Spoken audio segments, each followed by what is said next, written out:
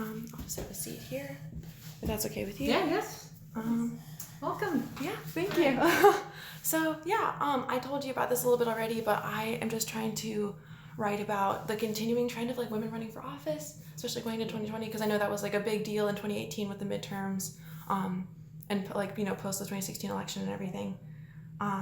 So I just kind of want to talk to you a little bit about your experience running for state office and everything, because I know that you have experience locally, obviously. Could we start by maybe you telling me a little bit about what got you started in public office? Because I know you have a background in like journalism and stuff. Yes. So I have a journalism and public policy background. So worked for nonprofits through my 30s, and then had 2 children and started working from home more part-time, doing a lot of writing. And as my children went into school, I got more involved in the public education system here in Wake County. I volunteered in the classroom and became that active PTA mom. And in 2009, there was a group of candidates who took over the Wake County School Board and changed the policy in a direction that I thought was going backward. It was more of a neighborhood school, to talk about ending a lot of the desegregation policies that the school system had put into place, as well as other policies that I thought were heading in the wrong direction. So I went to every school board meeting between 2009 and 2011, and then in 2011 I ran for school board. Okay. Did you ever think that you would get involved in running any sort of campaign? Well, I've always been interested in policy, so I always thought I'd end up on the staff side. I mean, I was a journalist when I first came out of college, and then got very interested in policy work. So I worked for nonprofits with state agencies. So I always thought I'd end up in that role, kind of a staff role. So I didn't expect to become a politician until I decided to run for school board, and have served on the school board since 2011, and have found a lot of deep sense of impact working as an elected official for an elected body. So it's been a good 8 years of working hard to advocate for public education. How has running for state office been different than running for local office, or have you noticed a difference? No, it's a great question, because it has struck me as very different. My first school board race had been on the municipal election, so we ran in odd years with this Raleigh City Council elections in 2011, and the turnout was not as high as it is in general elections. But in my district 6, there was at least a 32% turnout, so that was pretty high turnout for a municipal election. But in the general election, there's a higher turnout, but there are also a lot more races. So there have been presidential races in 2016. There were state legislative races, so that for school board there wasn't a lot of attention on our race.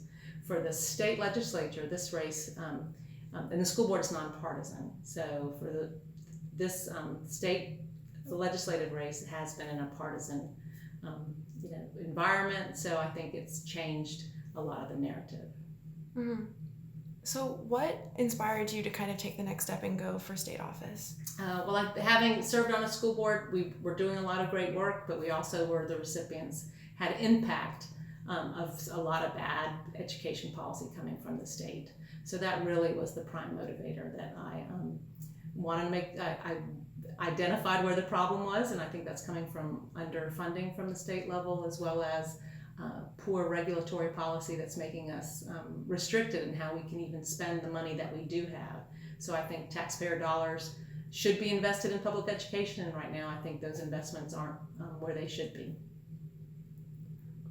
So what is your daily life like while you're campaigning, and is it different than how when you were running for school board initially? Great question.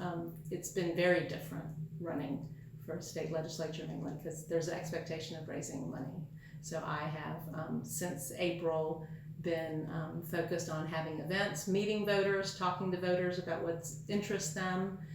Also, I want to hear what's on their minds, and also telling them about my values, about my focus on public education, expanding healthcare, and addressing climate change and the environment. So I've been out there telling them my ideas, but also enjoying talking with voters about clearly much more broad issues around state issues. not just public education. But the other piece of this, unlike school board, is the amount of money that needs to be raised. For my last 2 elections to school board, I was unopposed, so I didn't have to spend much money. But even for my first one, it was about $50,000, and these races are $250,000 to upwards of $1 million. So that's been the biggest difference. Okay, I think I might want to take a little break now and maybe just get you on the floor. Oh, sorry, no, I don't have another chair. I'm sorry. No, it's all good. Okay. I sit down all day, so okay. Oh yeah, I wanted to talk to you a little bit more about like redistricting. Oh, are you looking down at me? Is that, should I get more on your level? Oh, and you can also turn your body maybe this way. Sure.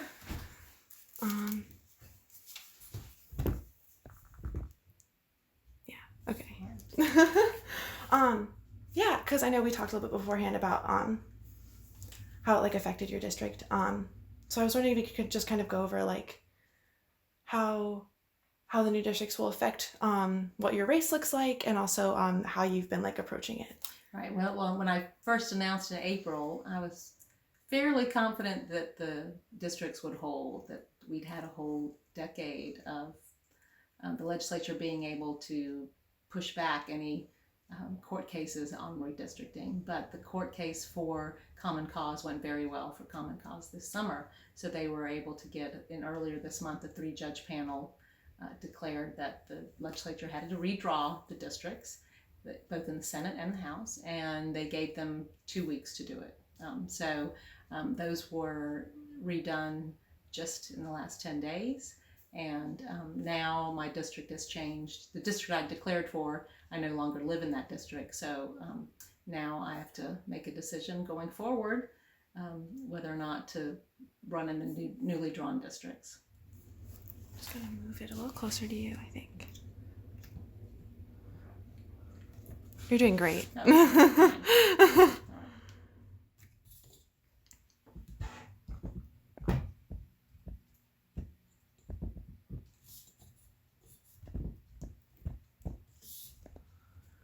This is kind of one of the drawbacks of having a phone. And you'll hear some of this tonight. Yeah. Revisit a lot of these issues.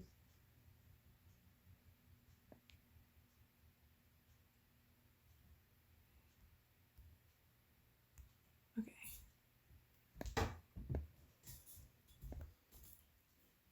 Cool. Yeah, definitely. Okay, yeah.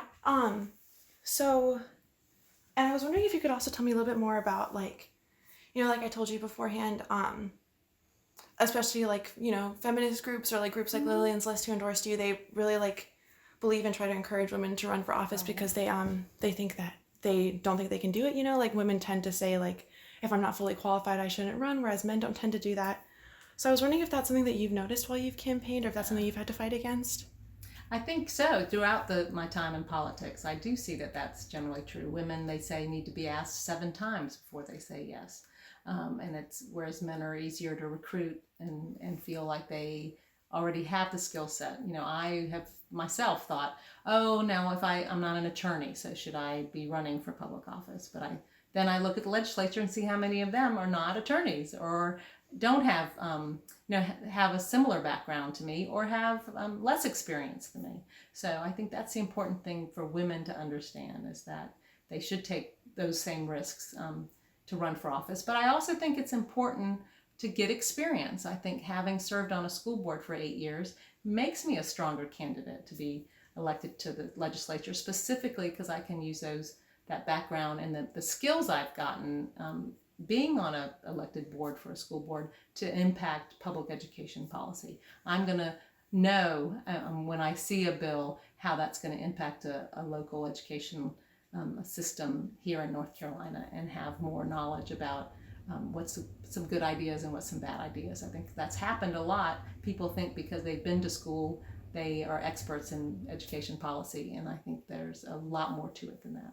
So I think, back to your question about women, I think women should take more leadership roles, both on local boards as well as statewide or federal office, because I think women bring a different type of leadership, more collaborative leadership when they're in elected office. And I've seen that in my experience as well.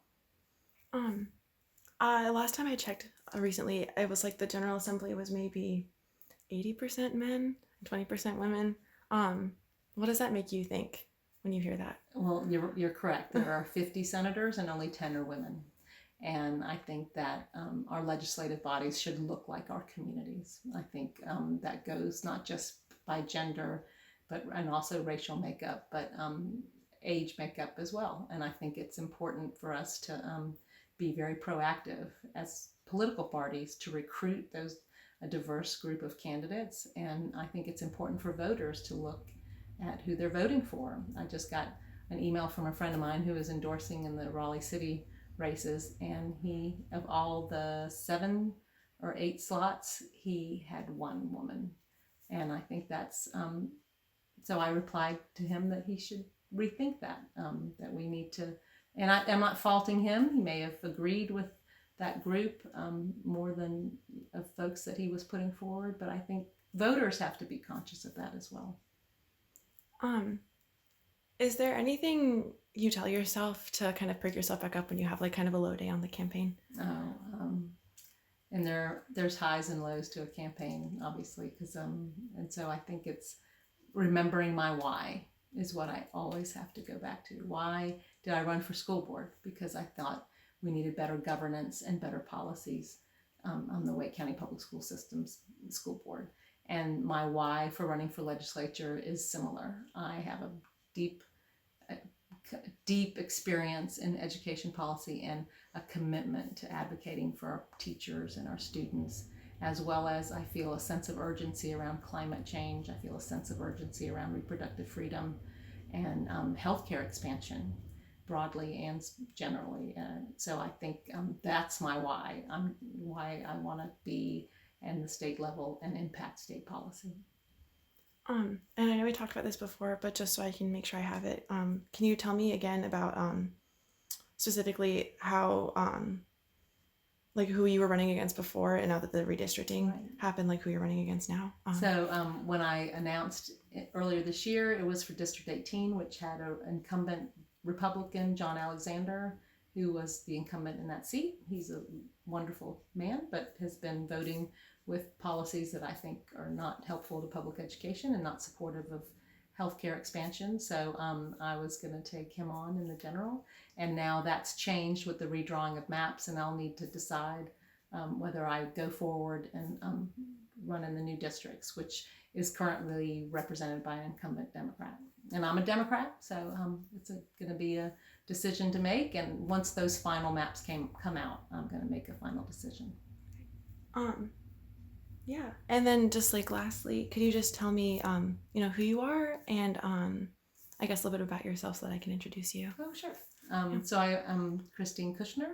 I went to UNC Chapel Hill, and so I'm a Tar Heel, but grew up in Fayetteville and have lived in North Carolina almost all my life. I graduated with a degree in journalism and political science and have worked in public policy. I've worked in as a writer, and also I'm a mother, a daughter, a wife, and think I bring that perspective to my elected office as well. And just want to make sure that I want to work to have impact in my state. Okay. Is there anything else that you want to mention that we didn't get to touch on? I think we've covered a lot. Okay. But I love Chapel Hill. Great. Always a great thing. And basketball season is my time, not so much football. But and I can't remember if Mac Brown were the coach when I was there at all. I think he came after me. I don't remember when he was coach. Yeah. Actually, I think he might have been in the 90s. We had Coach Crum, and we had another guy. I don't remember. We weren't good then either. Are we